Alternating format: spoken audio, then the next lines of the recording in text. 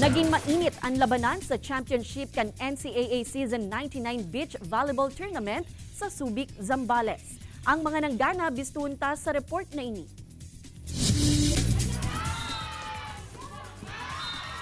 Exciting asin makapugol hinangos ang championship kan NCAA Season 99 Beach Volleyball Tournament na pigundusir sa Subic, Zambales.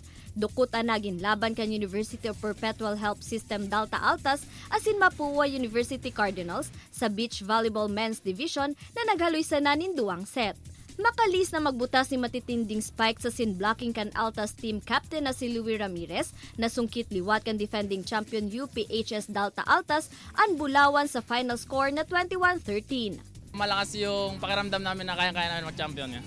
Nakaguno manin bulawan sa Women's Division ang Colegio de San Juan de Letran Lady Knights kontra sa San Beda University Lady Red Spikers sa score na 21-16. Ang Lady Knights nagbutas ng spikes na naglabot sa depensa kan Lady Red Spikers na dikitan pang makahabol sa second set.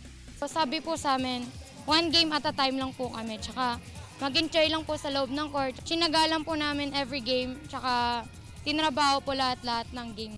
Sa Junior Men's Division, ang EAC Brigadiers ang pigbisto na champion makalis na daugon ang LPU Junior Pirates sa score na 15-10. Sobrang kaba ko po na strategy pa rin po, then teamwork, enjoyment.